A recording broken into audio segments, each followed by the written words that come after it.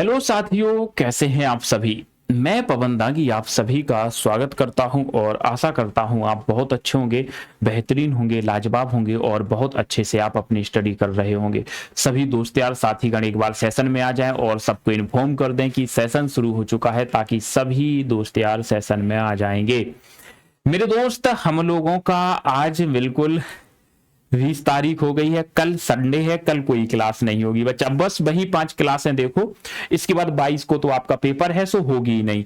और इसके बाद जैसे ही डीएलएड खत्म हो जाएगा, 2-3 दिन मैंने कहा था आप छुट्टी करना, मैं भी छुट्टी करूंगा 2-3 दिन, और फिर इसके बाद मेरे भाई हम लोग कार्यालय प्रचारी शुरू कर लेंगे। ठीक है जी, तो आज के सेशन को हम यहीं पर विराम देते हैं, फिर मुलाकात करेंगे आपसे। हाँ सर, कैसी बातें कर रहे हो, विराम देते हैं, तुम लोग अलर्ट रहो। शुरू करते हैं मेरे दोस्त आज के सेशन को। सभी को राधे राधे, प्रणाम, नमस्कार, वंदे मातरम, जय हिंद।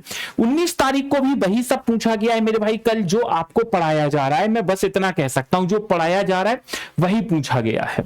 क्वेश्चन पे चलते हैं सीधे। सम्राट का स्त्रीलिंग क्या हो सकता है? सम्राट का स्त्रीलिंग, जल्दी से आ जाओ जी। सभी को राधे राधे मेरे भाई, सभी को राधे राधे। जल्दी से क्वेश्चन के आंसर देते हुए चलो। सम्राट का स्त्रीलिंग क्या हो सकता है? सम्राटी नहीं, रानी, राजकुमारी, साम्राज्ञी हो जाएगा। क्या हो जाएगा? डी ऑप्शन, साम्राज्ञी हो जाएगा। सेकंड क्वेश्चन पे चलते। इनमें से कौन सा वाक्य अशुद्ध है? दिए गए विकल्पों में से कौन सा वाक्य अशुद्ध माना जाता है? इस प्रश्न का उत्तर कीजिएगा। कौन सा वाक्य अशुद्ध माना जाएगा? तो अगर देखें, अशोक को सब मालूम है, यह कृति दिनकर की है। अंग्रेजी लिपि होती ही नहीं है, अंग्रेजी भाषा है जो रोमन लिपि में लिखी गई है। थर्ड क्वेश्चन पे चलते हैं। आत्मविश्वास शब्द में कौन सा समास माना जाता है? आत्मविश्वास शब्द में कौन सा समास माना जाता है मेरे भाई? इस प्रश्न का उत्तर कीजिएगा। आत्मविश्वास, देखो अब यहां पर आप अव्ययी भाव मत लगाओ, हमें पता है आप अव्ययी भाव देख करके मतलब एकदम फड़फड़ाने लगोगे। अरे मेरे भाई, मैंने कहा था अव्ययी भाव समास की जो ट्रिक है वो उपसर्ग के रूप में होती है। किस रूप में होती है? उपसर्ग के रूप में पाई जाती है। अगर आप यहां से आ को अलग करोगे तो तम विश्वास कोई शब्द होता है क्या? नहीं। तो आत्म प्लस विश्वास, अपने आप पर विश्वास, यानी कि मेरे भाई क्या हो जाएगा? तत्पुरुष समास। अव्ययी भाव समास में अगर आप लिखोगे तो आप प्लस तम विश्वास क्या होता है? तम विश्वास कुछ नहीं होता है। चौथे प्रश्न पर, दिए गए विकल्पों में से कौन सा वाक्य सही माना जाता है? बोलो जी, दिए गए विकल्पों में से कौन सा वाक्य सही माना जाता है? कौन सा वाक्य सही माना जाता है? मैं, तुम नहीं। पहले उत्तम पुरुषवाचक आता है, मैं, तुम और वह, ये सही है। पहले मैं आता है, उत्तम, फिर मध्यम, फिर अन्य, तो ये गलत है। सारी राज्य, सारा राज्य, आपकी दवा से वह आरोग्य होगा। आपकी निरोग गलत लिखा हुआ है, सो मेरे भाई वी ऑप्शन हो जाएगा। निरोग गलत है। संधि पढ़ाई अभी हिंदी स्पेशल बैच में, तो निरोग ऐसे लिखा जाता है मेरे भाई। चलो जी, संगम शब्द का संधि विच्छेद क्या है? संगम शब्द का संधि विच्छेद क्या माना जाता है मेरे भाई? इस प्रश्न का उत्तर कीजिएगा। संगम शब्द का संधि विच्छेद, मैंने संधि में पढ़ाया था, मां के बाद यदि स्पर्श व्यंजन आए, अंतस्थ व्यंजन आए, उस व्यंजन आए, तो मां को अनुस्वार में बदल दिया जाता है। ये तो ज्यों का त्यों लिखा है, ये गलत है, ये भी गलत है। सम प्लस गम, संगम, डी ऑप्शन। छठे प्रश्न पर, जाकी रही भावना जैसी, प्रभु मूरत देखी तिन तैसी, इन पंक्तियों में कौन सा काव्य गुण माना जा रहा है? आप ऑप्शन एलिमिनेशन लगाओ। जाकी रही भावना जैसी, क्या इनको पढ़ करके वीरता की बात हो रही है? नहीं सर। क्या इनको पढ़ करके प्रेम की बात हो रही है? नहीं सर। तो ये प्रसाद गुण हो जाएगा मेरे भाई। कौन सा प्रसाद गुण हो जाएगा?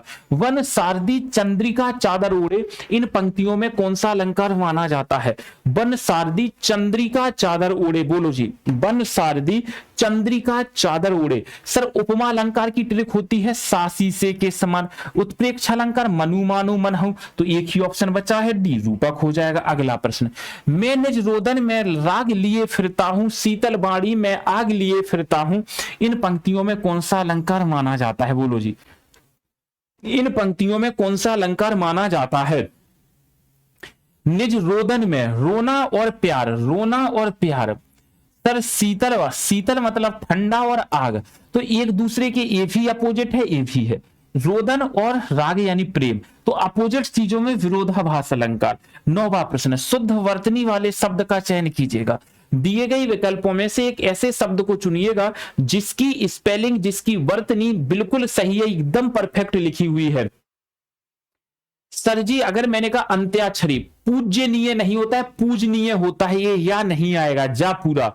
तदुपरांत होता है, तदुपरांत नहीं होता है। कव इत्री होता है, कवि इत्री नहीं होता है।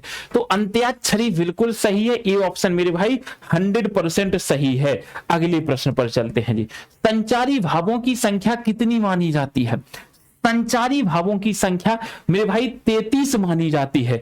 किसने बताई है? भरत मुनि जी ने अपने नाट्यशास्त्र ग्रंथ में बताई है। 11वें प्रश्न पर, सपूत शब्द में कौन सा उपसर्ग है? दिए गए विकल्पों में से सपूत शब्द में कौन सा उपसर्ग माना जाता है? उपसर्ग हमेशा शब्द के शुरू में जुड़ता है, तो सा प्लस पूत हो जाएगा सपूत, सा प्लस पूत हो जाएगा सपूत, ए ऑप्शन। अगले प्रश्न पर, व्यंजनों के कितने भेद होते हैं? व्यंजनों के मेरे भाई कितने भेद माने जाते हैं? अच्छा, व्यंजना, मैं कह रहा हूं व्यंजनों के, सॉरी, व्यंजना के कितने भेद होते हैं, वही मैं कह रहा हूं, ये ऑप्शन कैसे हैं? व्यंजना शब्द शक्ति की बात हो रही है, तो व्यंजना शब्द शक्ति की बात हो रही है, तो व्यंजना के दो भेद होते हैं, सावधी व्यंजना और आर्थी व्यंजना। अगला प्रश्न, मानो माई धन धन अंतर दामनी धन दामनी दामनी धन अंतर शोभित हरिब्रज भामिनी, इन पंक्तियों में मेरे भाई कौन सा अलंकार माना जाता है? फिर से इन पंक्तियों में मेरे भाई अलंकार बताना है।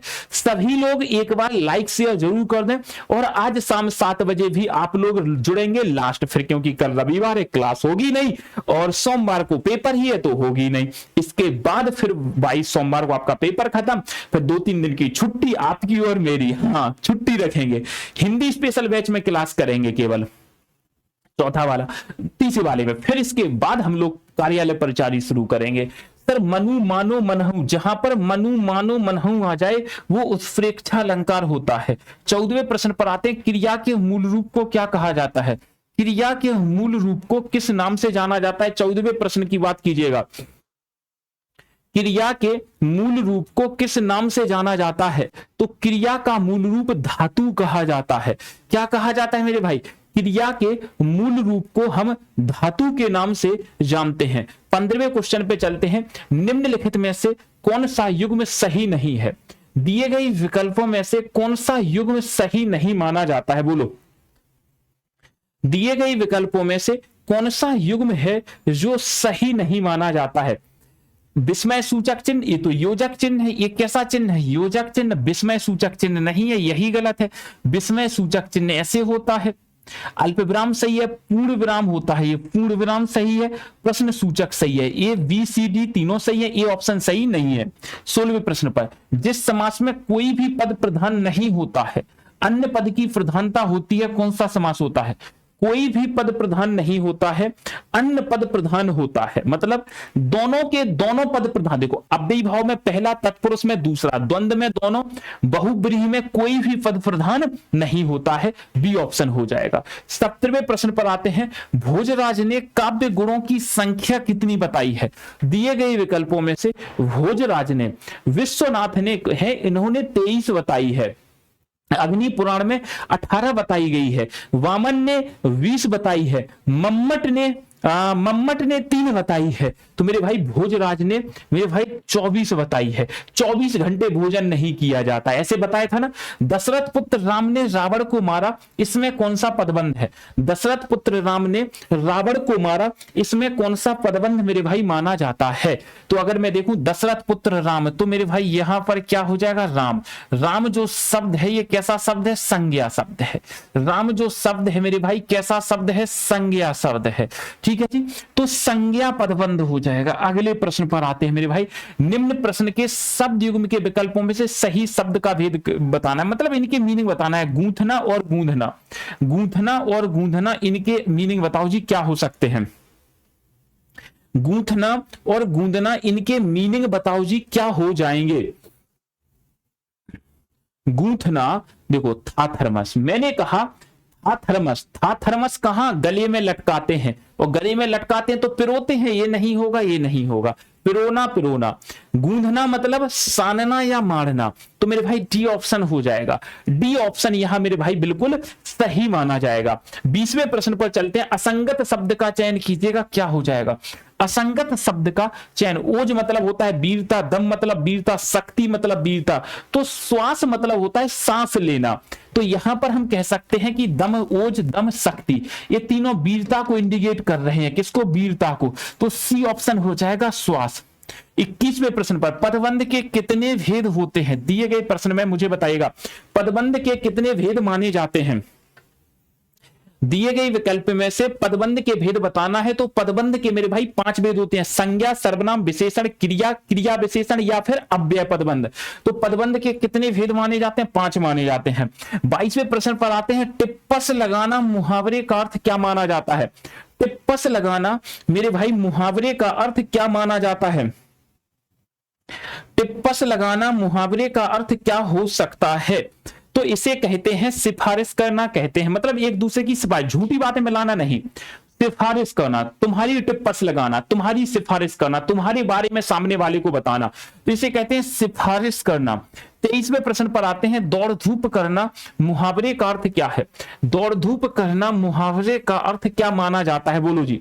दिए गए विकल्पों में से दौड़ धूप करना मुहावरे का क्या अर्थ होता है? तो इसे कहते हैं बड़ी कोशिश करना हो जाएगा, थक जाना नहीं, पराजित होना, हार मानना नहीं सर, बड़ी कोशिश करना, ए ऑप्शन।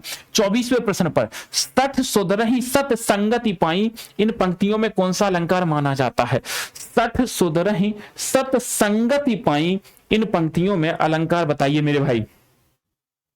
तो सठ सुधरहि सत संगति पाई, तो मेरे भाई यहां पर क्या हो जाएगा? फोटोकॉपी हो रही है, फोटोकॉपी हो रही है, तो अनुप्रास अलंकार हो जाएगा। अगले प्रश्न पर चलते हैं, मैं पढ़ रहा हूं, यह वाक्य किस वाक्य का उदाहरण है? मैं पढ़ रहा हूं, ये जो वाक्य है कैसा वाक्य? संदेह होता है, डाउट की बात हो, तो यहां डाउट की बात नहीं हो रही है, इच्छा नहीं, सरे विधिवाचक या साधारण वाक्य जिसे हम कह सकते हैं, साधारण वाक्य जिसे हम कह सकते हैं। तो यहां पर इसका उत्तर सी हो जाएगा, विधानवाचक।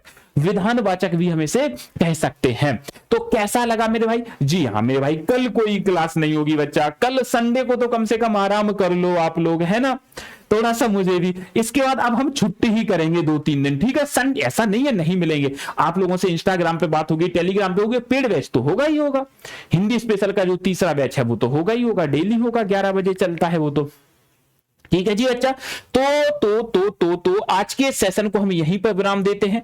टेलीग्राम कोई काम नहीं कर रहा अभी, सो हम नहीं कह सकते कि ज्वाइन करना है कि नहीं है। हम लोग शाम को फिर मिलेंगे आज, ठीक है, शाम को मिलते हैं हम लोग, फिर एक प्रैक्टिस सेट लगाएंगे शाम को, फिर इसके बाद मिलेंगे हम लोग 2-3 दिन बाद। Okay, so thank you so much, bye bye, take care, best of luck. पढ़ते रहें, मुस्कुराते रहें, अपनों का ध्यान रखें, माता पिता का सम्मान करें, उनकी इज्जत करें, नाम रोशन करें, उनके सपनों को साकार करें। धन्यवाद बच्चा, thank you so much, thank you, take care.